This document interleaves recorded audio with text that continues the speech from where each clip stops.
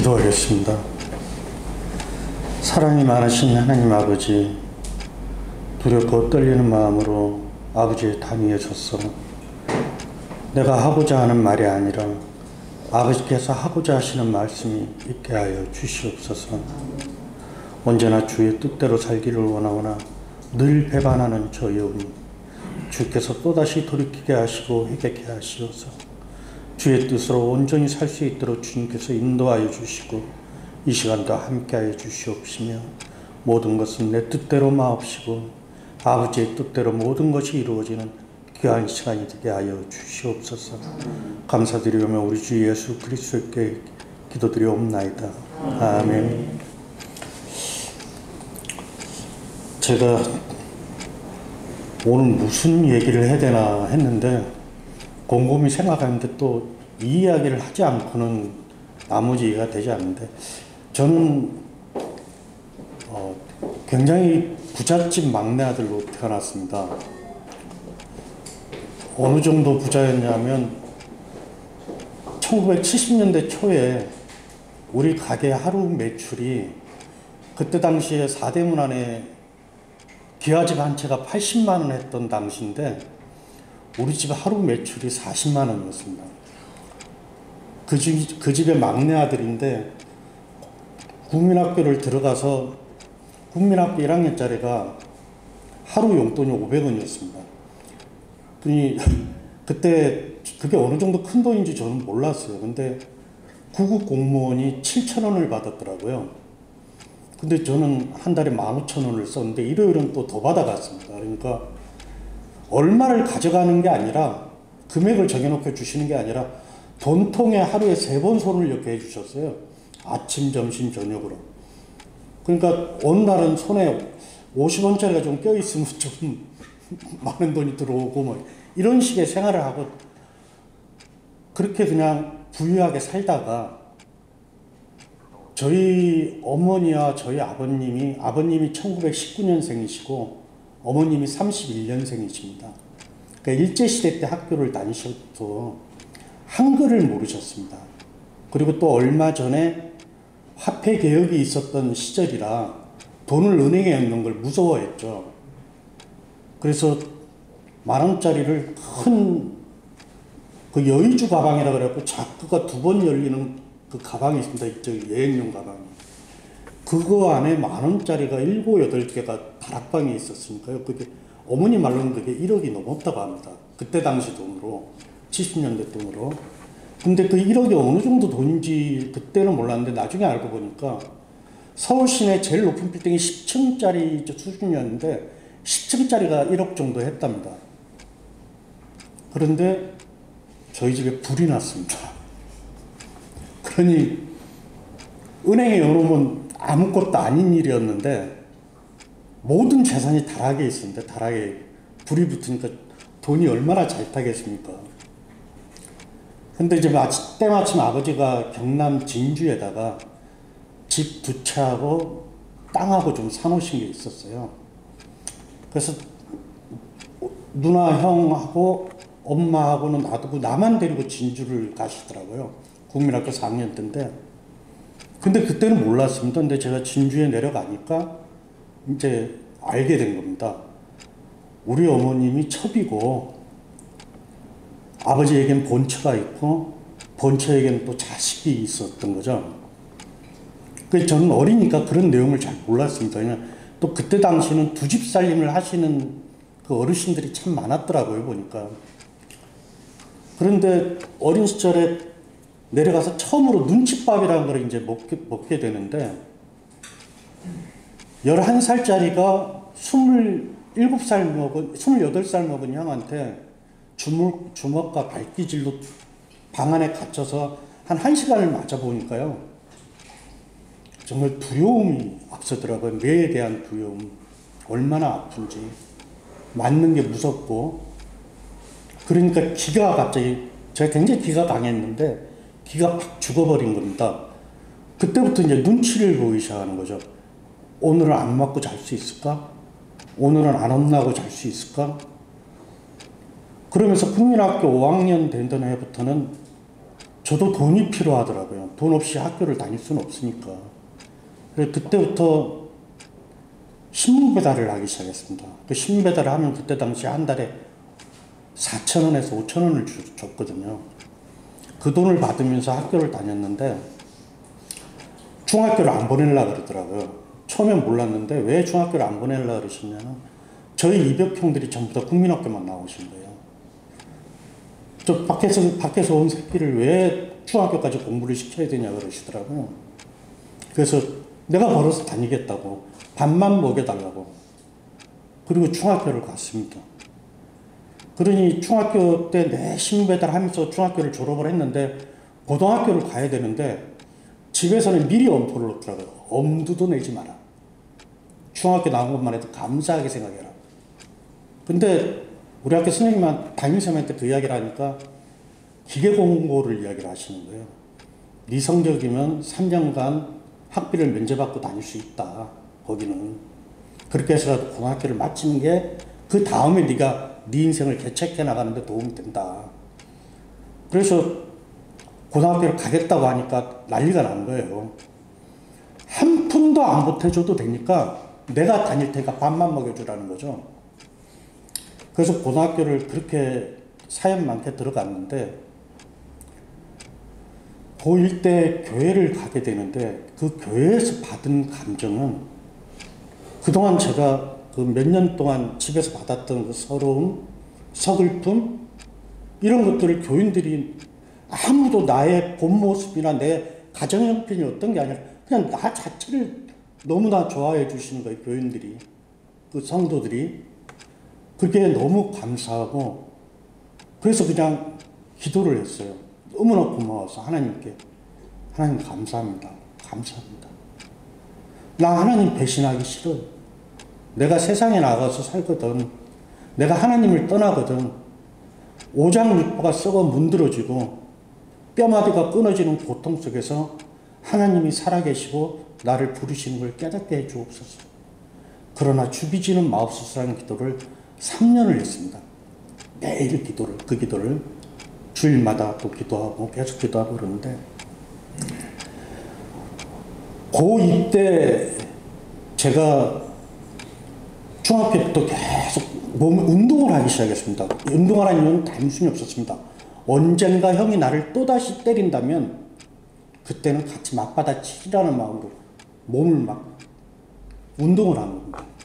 고2 때 1학년에서 2학년 올라가던 초에 형이 또 때리더라고요. 근데 같이 치고 갖고 싸워버렸습니다. 이제는 더 이상 맞기 싫다고. 그리고 집을 나온 거예요. 우리 박승민 목사님은 잘 아시는데 제가 그때 매점 사장이었거든요. 우리 학교 매점.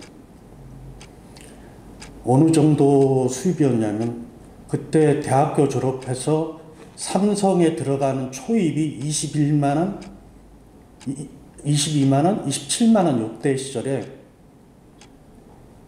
고등학교 2학년짜리가 한 달에 17만 원을 벌었습니다. 학교 다니는데 전혀 지장이 없는 거죠. 그러니까 간이 배 밖에 나와가지고 형하고 치고받고 싸운 거예요. 나가면 나가리라. 그리고 매점에서 자고 학교를 갔습니다. 매일. 그렇게 생활하면서 교회를 다니면서 근데 행복했어요. 혼자라도. 왜? 교회에 가면 나를 사랑해주는 사람이 있다는 것 때문에 우리 학교에서 교회가 가까워서 매일 학교를 마치면 교회를 가서 기도하고 찬양하고 그리고 내가 느끼는 것들 꼭 이 이야기는 언젠가 내가 우리 박성우 전도사님한테 한번 해줘야 되겠다는 말이 있었는데 어떤 거냐면 기도의 힘입니다.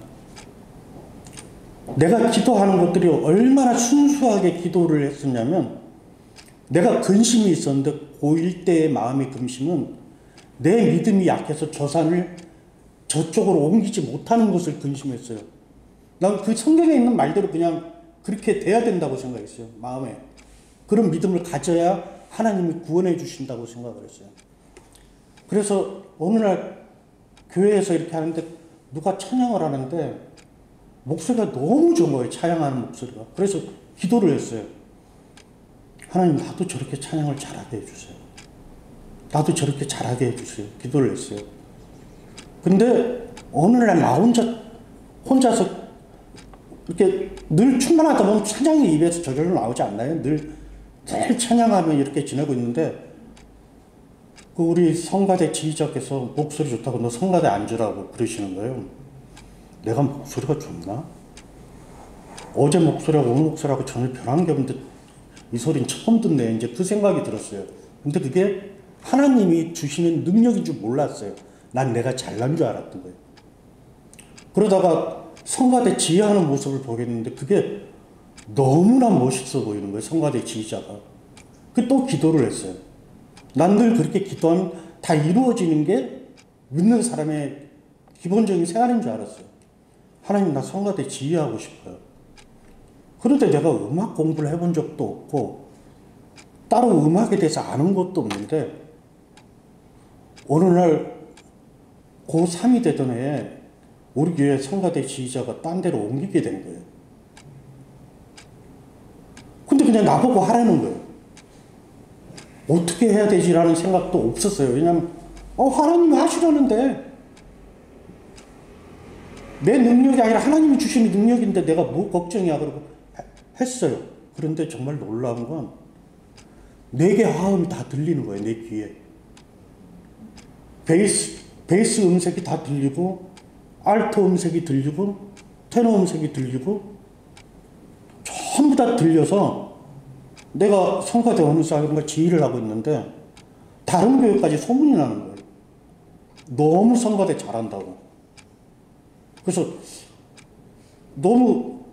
난 그게 당연한 줄 알고 그렇게 생활을 하다가 문제는 이제 고등학교를 졸업하고 제가 대학 진학을 할 수가 없었어요. 왜냐하면 고등학교도 그렇게 마침 내가 대학을 갈 거라는 생각을 할 수가 없었기 때문에 일단 서울로 올라가자 그러고 서울로 올라왔는데 참 서울에 오니까 이쁜 여학생들도 많고 예쁜 처녀도 많고 그러다 보니까 교회를 안 가게 됐습니다. 안 가고 그냥 있다가 우리 형이 그때 당시에 처음 우리 집안에서 제일 먼저 신앙을 한 교회를 다녔던 사람인데 그 형이 다니는 교회에 나갔다가 또 성가대를 하게 된 거예요. 그러면서 그냥 또 교회를 다니다가 24살에 제가 대학을 들어갔습니다. 대학을 들어갔는데 미팅하랴 뭐하랴 여학생들하고 놀러 다니랴 교회보다 재밌는 게 이렇게 많은데 무슨 교회를 가라는 생각을 진짜 했어요. 세상이 너무 재밌는 거예요. 그래서 그냥 교회 가는 거 잊어버리고 아예 안 가게 됐습니다. 그냥 말 그대로 담배도 피고 술은 어떻게 된 건지 잘 못 마시니까 담배 피고 술 마시고 이런 거를 친구들하고 하면서 세상을 보내다 보니까 그 해에 하나님이 경고를 주셨는데 제가 몰랐어요. 그 해에 몸이 너무 아파서 쓰러져갖고 1학년 때 다시 휴학을 했어요. 너무 아파서. 류마티스 관절염이 온 거예요. 류마티스 관절염을 알아본 사람 알지만 이게 뼈마디가 끊어지는 통증이 있습니다. 염증, 마디마디 염증, 온몸에 염증 생기고 관절에. 근데 그게 하나님이 내가 기도했던 건 전혀 잊어버리고 그냥 그렇게 됐나 보다 하고 심지어 우리 엄마는 교회를 안 다니까 나를 데리고 가서 구술을 했습니다. 갑자기 애가 멀쩡하던 놈이 저러니까 데리고 와서 구술을 했는데 그래도 안 낫더라고. 그래도 안 낫는데 어느 날 우리 친구가 그때 이제 조 아브라함 목사라고 전에 한번 봤던 조현수 목사가 제 친구였는데 그때 당신 전도사였죠. 조 전도사가 저희 집에 왔었어요. 그 친구가 내가 전도를 해서 신학대학을 하고 간 친구인데 그 친구가 기도를 하고 내려갔는데 그 주에 제가 그냥 벌떡 일어났어요. 그것이 하나님의 힘이라고는 생각 안 하고 그냥 이제 안 아픈가 보다라고만 생각을 했죠. 그리고 다시 세상에서 세상과 어울리고 나 하고 싶은 대로 하려고 살다가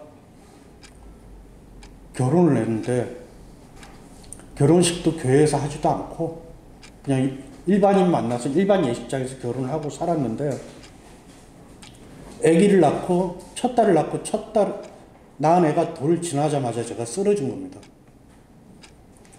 온 마디 염증, 그 다음에 입안, 온 몸에 부스럼, 온 몸 전체에 부스럼이 생기니까요. 옷을 입지도 못하고 입안에까지 부스럼이 생기니까 물을 못 마시니까 사람이 진짜 해골만 비슷하게 남게 되더라고요. 술도, 물도 못 먹고 밥도 못 먹고 그냥 수건에 물 적셔갖고 입술만 적셔주는 형태로 그렇게 병원도 안 갔어요. 병원에 예약을 했더니 1년 뒤에 오래요. 한양대학병원에서. 그래서 그냥 그러고 있다 안 되겠다 싶어서 방법이 제가 그냥 쓰러진 걸 해서 119를 불러갖고 한양대학병원에 그냥 응급실로 입원을 한 겁니다. 응급실로 입원을 해서 병원을 입원을 했더니 이제 병명이 루푸스라고 하더라고요. 자가면역질환 루푸스. 그때 당시는 그게 무슨 병인지도 몰랐어요. 그러다가 제가 거의 죽을 지경에 이르렀을 때 제가 이제서야 생각이 나는 거예요. 내가 고등학교 때 했던 기도를. 뼈마디가 끊어지는 통증과 오장육부가 썩어 문드러지는 고통 속에서 하나님이 살아계신 걸 깨닫게 하여 주옵소서. 루푸스 증상하고 똑같은 거예요.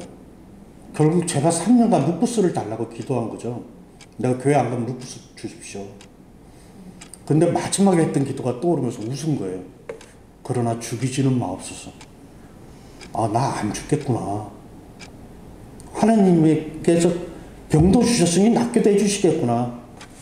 그래서 그냥 세상에 또 7년간 병원 생활을 하고 나와서 직장 생활을 하게 됐는데 우리 매형 가게에서 이 건축을 제가 알지도 못하는데 타일 장사를 하게 됐어요. 1년 만에 제가 한 100억을 번 거예요. 그것도 무슨 투기도 아니고 발로 뛰어다니고 차 타고 다니면서 사람한테 물건을 팔아서 버는 돈이 100억이 되는 거예요. 근데 사람을 믿었죠. 저는 누나와 매형을 굉장히 믿었었어요. 배신을 하는 거예요. 내가 너한테 왜 나눠줘야 되는데 이렇게 되더라고요. 매형이. 저한테 굉장히 충격이었어요. 근데 그 전에 어떤 사건이 있었냐면 제가 교회도 안 가는 거예요. 그렇게 해서 나와서 좀 하나님 낫게 해주셨으면 하나님을 열심히 믿어야 되는데 또 교회를 안 가는 거예요. 지금 우리 인생사 똑같잖아요. 맨날 두드려 맞으면서도 정신 못 차리고 또 교회는 다니지만 마음은 하나님께 안 가 있고 콩밭에 가 있는 거하고 똑같은 거예요. 그렇게 생활하면서 제가 갖고 있는 모든 것을 하나님이 되돌리시고 다 빼앗아 버리는데 어떤 게 났냐면 내가 가장 믿었던 매형이 저희 차하고 바람이 난 거예요. 참 이게 어떻게 이런 말을 뭐 누구한테 막 대놓고 할 수는 없어요. 근데 간증이기 때문에 솔직한 게 또 되고. 그러니 애는 6살, 7살, 8살인데 제가 버려버렸어요. 우리 애기를, 우리 딸을. 그러니까 어머님이 그냥 내가 버린 딸 주워다 키운 거예요. 쳐다도 보기 싫은 거예요, 그냥. 그렇게 해서 우리 와이프하고 이제 헤어지고. 근데 제가 사업을 진행하다 또 제가 사업을 하니까 우리 매형하고 같이 할 땐 그렇게 잘 되던 장사가 갑자기 내가 이제 독립해서 하니까 하는 일마다 현장마다 부도가 나는 거예요. 그때 당시 현장에 부도도 잘 안 났는데 왜 또 그거는 그렇게 부도가 잘 나는지. 그러니까 쫄딱 망해가지고 빚만 잔뜩 안고 이제 나온 거예요. 그리고 이혼하고 자식도 제 딸 이름이 김세연인데 세연이를 그 와이프한테 보내고 와이프는 이미 재혼을 해서 남자하고 살고 있고. 그렇게 해서 다 모든 걸 잃고 죽자고 하니까 못 죽어요. 못 죽겠는 거예요. 억울해서. 내가 어린 시절부터 어떻게 살아왔는데 이런 이유 때문에 저 매형이라는 인간 때문에 내가 이렇게 해야 되느냐고 마음속에 저주를 하게 되는 거죠. 미워하는 거죠. 그러다가 교회를 다니긴 다녔어요. 그냥 다녔다고 해야 돼요. 이거는 신앙생활을 한 게 아니라 교회를 다니는 거예요. 교회만 왔다 갔다 하는. 부끄러운 이야기인데, 제가 하나님이 진실로 살아계신가, 진실로 하나님의 뜻이 무엇인지를 깨달은 게 불과 박 목사님을 만나고부터예요. 그게 왜 그러냐면, 그 전까지는 목사님과의 대화를 할 이유가 없죠. 어지간한 성도가 목사님하고 무슨 대화를 해요. 그냥 주일날 얼굴만 보면 됐지. 내가 깨달은 것은 이거였어요. 믿는 사람에게 가장 소중한 것은 우리 주님 예수님이어야 한다. 내 자식도, 내 형제도, 내 와이프도 아니다. 그리고 돈도 아니다. 그런 것들 아무 무의미하고 소용없다. 그죠? 모든 것을 내려놓는다는 개념 다들 쉽게들 이야기를 하시는데 참 못 내려놔요. 자식을 어떻게 내려놔요? 내 자식이니까 아픈 손가락들인데. 그런데 저는 제가 원하지 않고요. 하나님이 강제로 다 내려놓게 하셨어요. 가진 재산 전부 다 하나님이 딱 가져가시고요. 자식도 가져가시고요. 와이프도 가져가고요. 달랑 나 하나 남겨놨는데 몸도 아파요. 언제 죽을지 몰라요. 제가 두 번째 입원했을 때는 심근경색으로 병원에 입원했어요. 가서 이제 그 다른 병까지 다 밝혀지곤 했지만 심장 한쪽이 40%가 석회화됐어요. 돌처럼 굳었다고요. 우리 여기 홍 집사님이 드시는 혈전 용해제. 예. 저는 그거 물고 삽니다. 엊그저께 딱지가리 하나 뗐다가 길거리에서 사람들이 아저씨 피나요. 그런데 피가 줄줄, 딱지가리 하나 뗐다고 피가 멈추지 줄줄 흐를 정도로 저도 마찬가지인데, 저는 심장 한쪽이 막혀 있기 때문에 다시 한쪽에 어느 쪽이든 문제가 생기면 저는 응급처치를 불가능하고요. 그러니까 쉽게 생각하면 하나님, 이제 봐봐, 이제 어떡하나, 이제 어떡할 건데, 이러면, 어떻게, 죽으듯이 하나님 뜻대로 살아야죠. 데려가고자 하시면 언제든지 데려가실 수 있는 상이잖아요. 심장도, 관절도 저 걷지도 못해요. 그런데요, 왜 이 교회를 오면서 제가 알려냐면, 이렇게 저도 조그만 교회를 다녀본 적이 없거든요. 이렇게 성도들 얼굴을 자세히 들여다보고 대화를 해본 교회도 없거든요. 그냥 계속 내 자신을 돌아보게 되는 시간들이 많아진 거예요. 내 자신을 돌아보는 것 중에 한 가지가 어떻게 신앙생활을 해야 되느냐. 어떻게. 그전에는 교회를 몇십 년을 다니면서도 어떻게 신앙생활을 해야 된다는 생각을 전혀 안 해봤습니다. 그냥 교회만 다니면 되지. 정말 그런데요. 박성우 전도사님, 하나님은, 주님은 기도하는 대로 모든 걸 이루어 준다는 거죠. 다시 말하면 박성우 전도사님이 어떤 면에서 부족한 점이 있을 수 있어요. 그죠? 그런데 내가 하나님의 일꾼과 이 단위에 서서 말씀을 전해야 하는 그런 입장이 어느 순간에 돼야 된단 말이죠. 그런데 내 재능으로 하려고 그러지 말라는 거죠. 하나님은 그저 아무것도 할 줄 모르는 80 먹은 모세에게 그 민족을 맡겼듯이 하나님의 방법은 정말 모른다고 생각해요. 전 지금 아무것도 하지 않아요. 지금은 기다려요. 아까 우리 목사님이 누구에겐 소망이 있고 그랬는데 제가 안 믿는 사람에게 뭐가 있냐, 걱정이 있다고 그랬죠. 매일 월요일, 화요일, 수요일 3일간 김웅식 형제가 저희 집에 옵니다. 뭘 갖고 오냐면 걱정을 가지고 와요.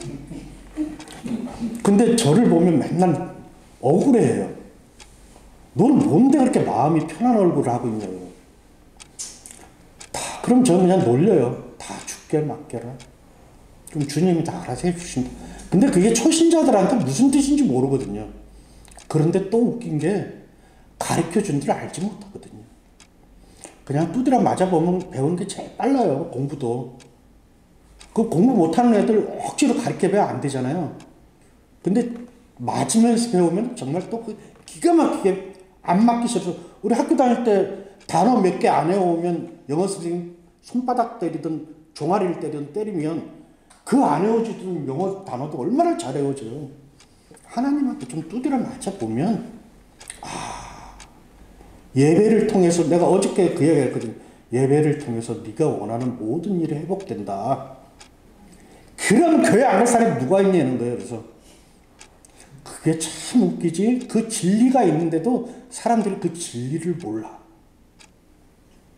하나님은 아무것도 할 줄 모른다고 했을 때 능력 부어주신다는 거. 다시 말하면 내가 무엇인지 할 줄 안다고 생각했을 때 다 거두어 가신다는 거. 내 힘으로 하지 말고 하나님의 힘으로 한다 그러면 우리 그냥 까놓고 우리는 한 식구니까 우리 박수영 형제 말 주변 없죠. 말 주변이 별로 없어. 밖에서는 어쩐지 몰라도. 근데 난 그래서 박수영 전도사가 하나님 택하셨구나 하는 걸 느껴요. 왜냐? 재능이 없어 보여서. 재능이 있으면 이 일 못해요. 내가 누구보다도 자기보다 아버지를 더 잘 알아. 응? 아버지를 더 잘 아는데 정말 젊었을 때부터 잘하는 건 하나뿐이 없었어. 근데 목사가 된 거예요. 깜짝 놀랐어요. 처음에 그 이야기를 나한테 할 때 저것이 정신이 나갔나? 길에서 만났거든. 목사가 됐다 그래서 이게 정신이 나갔구나 이제 하다 이제 목사직까지 하려고 그러냐. 왜냐하면 내가 다단계라는 걸 몰랐거든요. 나한테 다단계를 제일 먼저 가르쳐준 사람이 니네 아빠야. 내가 거기다 가서 다 탕진했잖아. 이제는 목사 파리까지 하는구나 그렇게 생각을 했는데 그건 농담이고 하나님께서는 나 쓸모없다고 생각할 때 쓰신다는 거. 내가 아무것도 할 줄 모른다 하실 때 능력 주신다는 거. 내가 그렇게 찬양을 잘했었는데 어느 정도 잘했냐? 성악가 애들이 놀랬을 정도였거든. 누가 가르쳐 주지도 않았는데 그런데 다 걷어가시는 거야. 그리고 아무것도 남은 게 낫지 않고 재능, 그러니까 내가 생각했을 때 재능, 돈, 여자, 가족 모두 다 단 하나도 남김없이. 그리고 노숙을 했습니다. 다 없어진 이상 노숙을. 하루에 6만 원이 있어야 하루를 사는 거예요. 혼자서. 나 혼자가 있는데 또 옆에 거지도 하나 다른 거지가 같이 붙었어요. 두 거지도 의지를 하면서 나 3만 원, 얘 3만 원, 6만 원이 있어야 하루를 버티니까 그 돈을 여기저기 전화해서 구걸을 합니다. 우리 박 목사는 돈을 보낼 때 꼭 10만 원이 아니고 9만 원을 보내죠. 그래서 왜 그런가 했더니 그 11조였구나. 깨달은 거예요. 왜 만 원을 빼고 보내지 그랬더니 그게 11조였던 거예요. 하여튼 10만 원 보내면 10만 원 보내지 무슨 9만 원을 보내. 내 친구들이 제가 3명을 전도했는데 두 놈은 목사가 됐고 한 놈은 그냥 직장 생활을 하는데 그 세 놈한테 돌아가면서 전화를 하는 거야. 야 오늘은 니야. 그리고 또 3일째냐? 그리고 보내고 야 일주일에 한 번은 쉬어야 되니까 일주일에 한 번은 내가 박 목사한테 전화할게. 내가 그리고 박 목사 전화하는 거야. 그렇게 6개월을 길거리 생활을 해봤는데요. 여름 옷을 입고 한겨울을 났어요.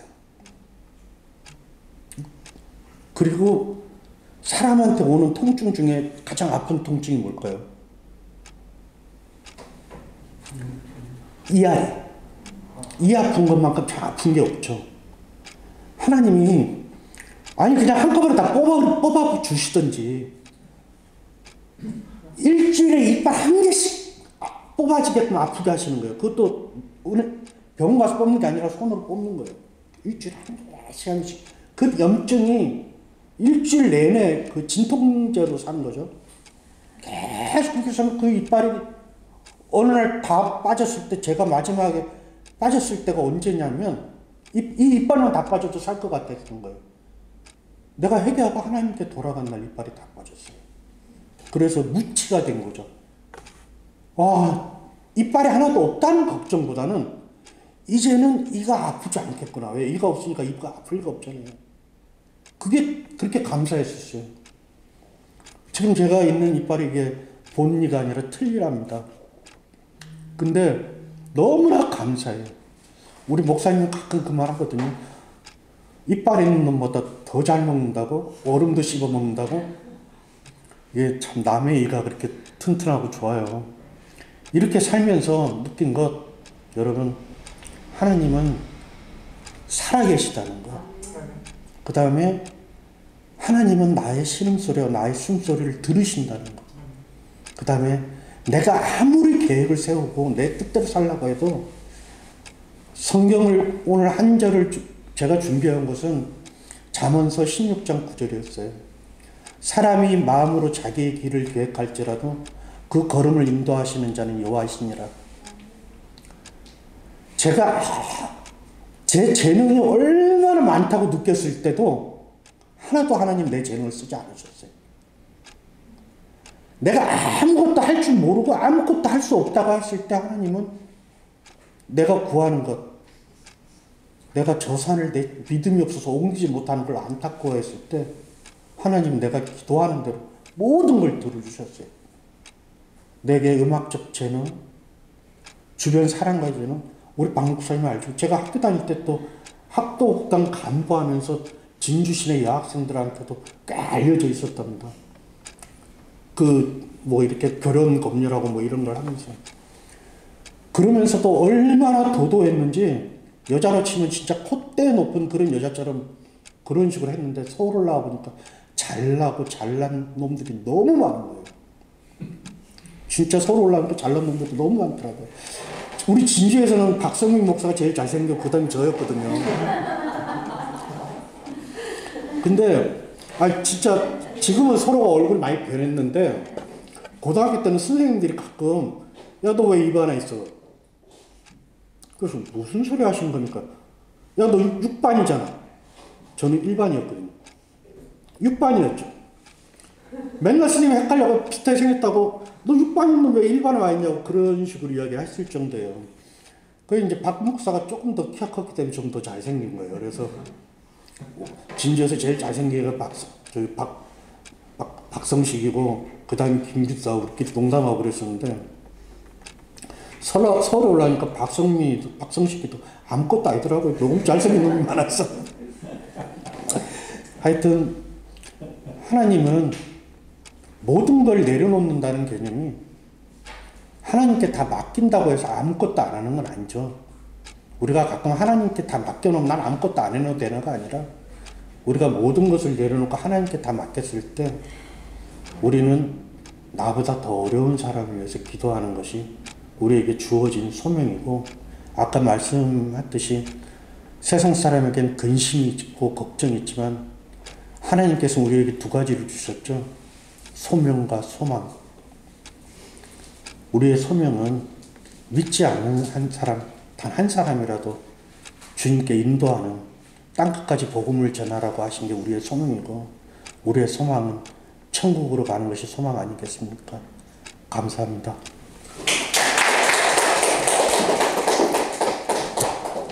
제목